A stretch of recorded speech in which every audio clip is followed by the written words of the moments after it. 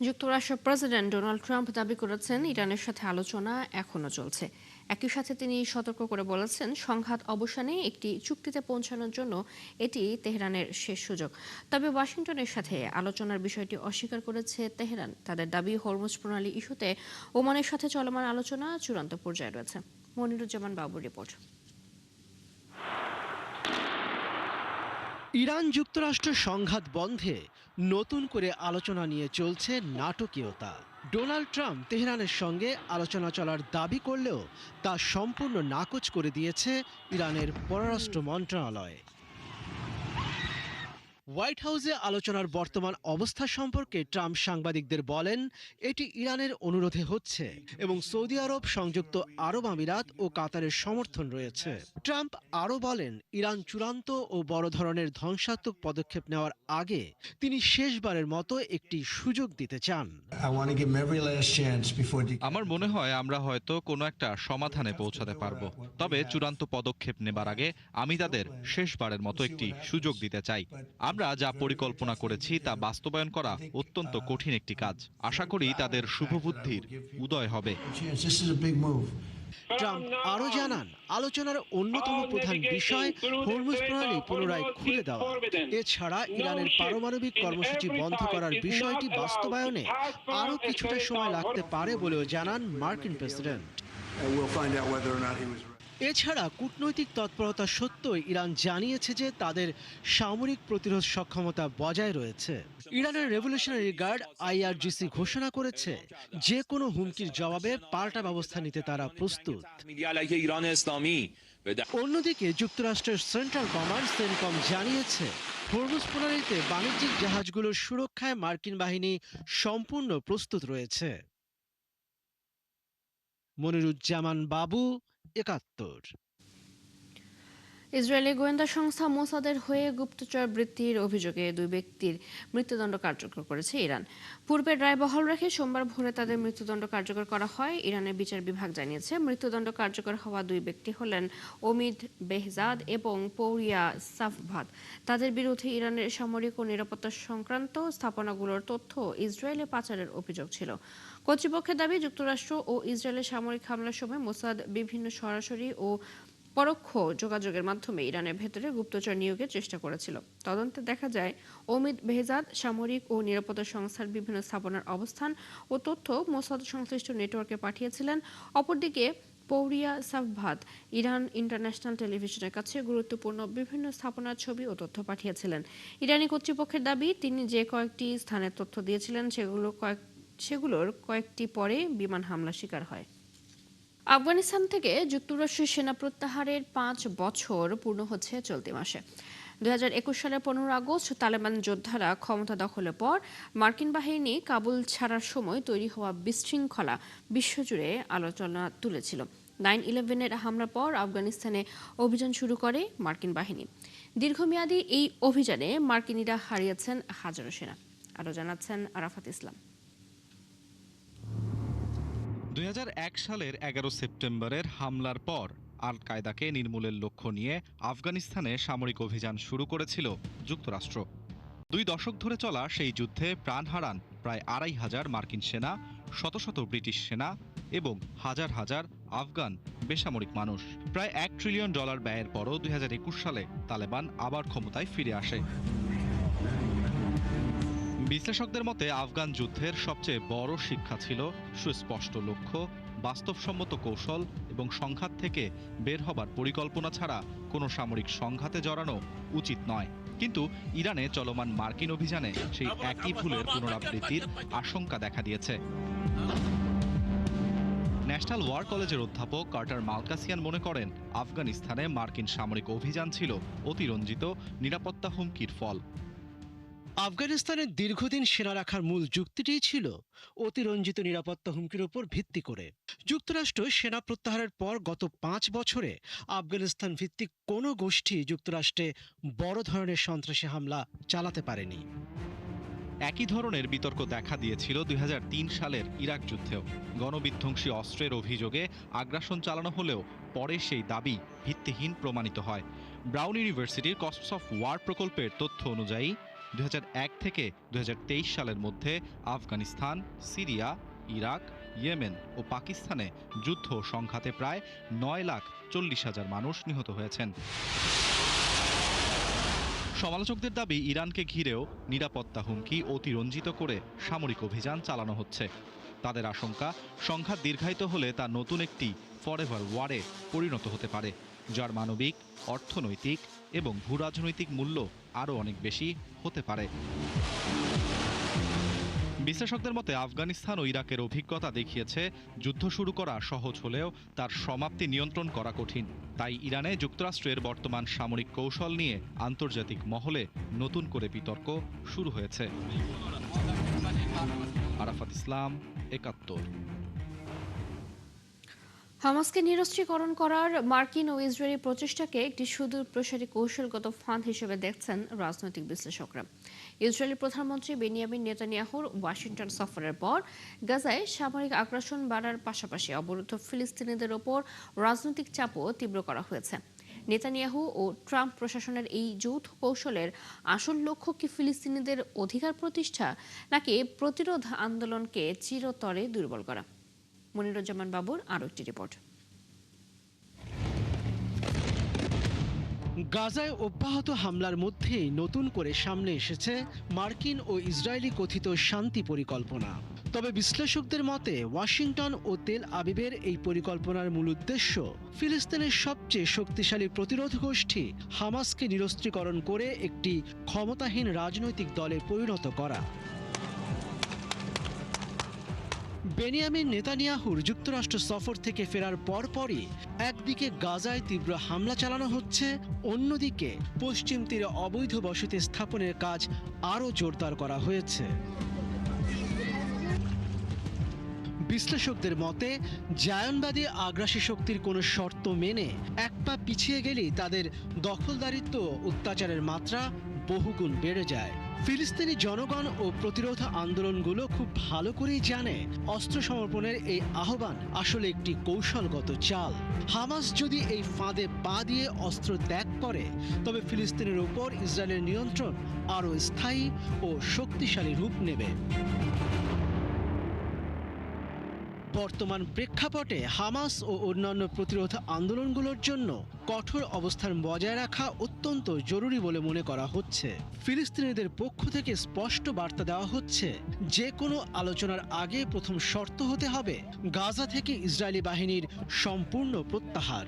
একই সাথে অবরুদ্ধ গাজায় নির্বিঘ্নে মানবিক ও স্বাস্থ্যগত সহায়তা প্রবেশের সুযোগ নিশ্চিত করতে হবে।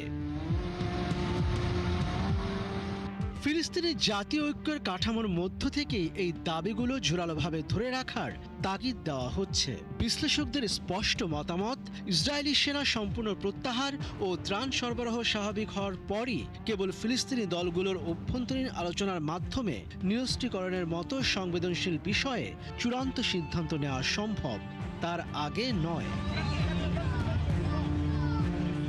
চাপের মুখে নতি স্বীকার না করে ফিলিস্তিনের সার্বভৌমত্ব ও প্রতিরোধ জোরদার করাই এখন গাজার জনগণের মূল লক্ষ্য। ওয়াশিংটন ও তেল আবিবের কূটনৈতিক চক্রান্ত ভেস্তে দিয়ে ফিলিস্তিনিরা তাদের ভূমির অধিকার কতটা রক্ষা করতে পারে, এখন সেটাই দেখার বিষয়। মনিরুজ্জামান বাবু, ৭১। জার্মানিতে তীব্র তাপপ্রবাহে এপ্রিল থেকে জুলাই পর্যন্ত প্রায় ৯,৮০০ মানুষের মৃত্যু হয়েছে। জার্মান জনস্বাস্থ্য বিষয়ক সরকারি প্রতিষ্ঠান রবার্ট কখ ইনস্টিটিউট রবিবার এক বিবৃতিতে এ তথ্য জানিয়েছে। এদিকে গ্রিস, ফ্রান্স সহ ইউরোপের বিভিন্ন দেশে দাবানল নিয়ন্ত্রণে চলছে ব্যাপক অভিযান। গ্রিসের পোর্তো জার্মেনো এলাকায় আগুন নিয়ন্ত্রণে বিমান ও হেলিকপ্টার দিয়ে পানি ছিটানো হচ্ছে।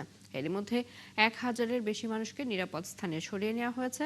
ফ্রান্সে দেশটির ইতিহাসের সবচেয়ে বড় দাবানল নিয়ন্ত্রণে এলেও ক্ষতিগ্রস্ত এলাকা এখনও নজরদারি অব্যাহত রয়েছে। দাবানলে বিপর্যস্ত যুক্তরাষ্ট্রের ওয়াশিংটনও এর মধ্যে পুড়ে গেছে ৭০০ বাড়িঘর, সরিয়ে নেওয়া হয়েছে ১০,০০০ বাসিন্দাকে।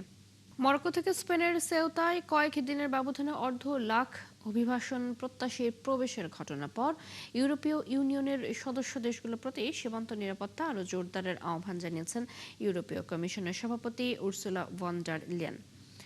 এ ঘটনায় মঙ্গলবার জরুরি বৈঠকে বসতে যাচ্ছেন ইইউর স্বরাষ্ট্রমন্ত্রীরা। স্পেনের সর্বশেষ হিসেব মতে সেউতায় প্রবেশ করা প্রায় ৬৯,৫০০ অভিবাসন প্রত্যাশী এর মধ্যে স্বেচ্ছায় মরক্কোতে ফিরে গেছেন। এদিকে সীমান্ত অতিক্রমের চেষ্টা করতে গিয়ে স্পেনের অংশে মৃতের সংখ্যা বেড়ে দাঁড়িয়েছে ৭২ জনে। মরক্কোর অংশে আরও ১১ জনের মৃত্যুর খবর পাওয়া গেছে। দক্ষিণ কোরিয়ার সিউলে তীব্র গরমে মাত্র কয়েক মিনিটে একটি বিশাল বরফখণ্ড গলে গেছে। সোমবার সিউলের তাপমাত্রা তখন ছিল ৩৬ ডিগ্রি সেলসিয়াস। দক্ষিণ পূর্বাঞ্চলের শহর ডেগুতে ১৯৪২ সালের আগস্টের পর প্রথমবারের মতো তাপমাত্রা ৪০ ডিগ্রি সেলসিয়াস ছাড়িয়েছে। এদিকে পাল্লা দিয়ে বাড়ছে তাপজনিত অসুস্থতা। বিস্তারিত জানাচ্ছেন নাহিদা রিন্থি। নিমিষে গলে উধাও মস্ত একটি বরফের খণ্ড। দক্ষিণ কোরিয়ার সিউলে তীব্র তাপপ্রবাহে মিনিটের মধ্যেই নাই হয়ে গেল বরফখণ্ডটি। সোমবার সিউলের তাপমাত্রা ছিল ৩৬.৭ ডিগ্রি সেলসিয়াস। দক্ষিণ কোরিয়া জুড়ে নজিরবিহীন তাপপ্রবাহ বইছে।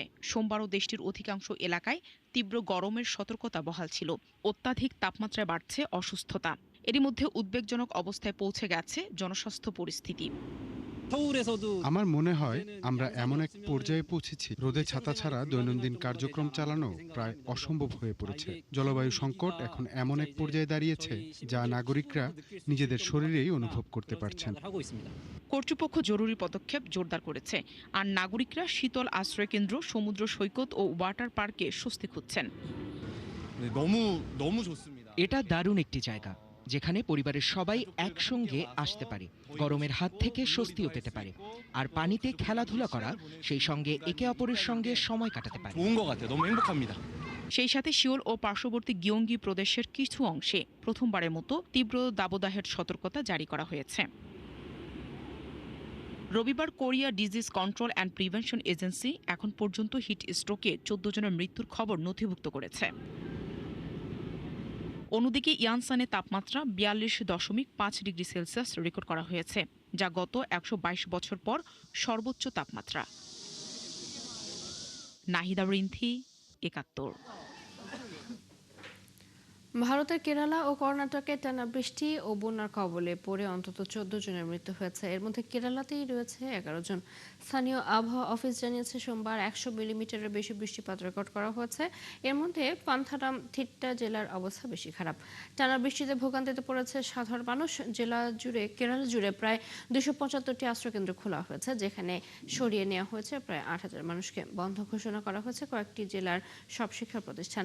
একই সাথে রাজ্য পর্যায়ের শিক্ষক নিয়োগ পরীক্ষা স্থগিত করা হয়েছে। এর মধ্যে নতুন করে মাঝারি বৃষ্টির পূর্বাভাস দিয়েছে স্থানীয় আবহাওয়া অফিস।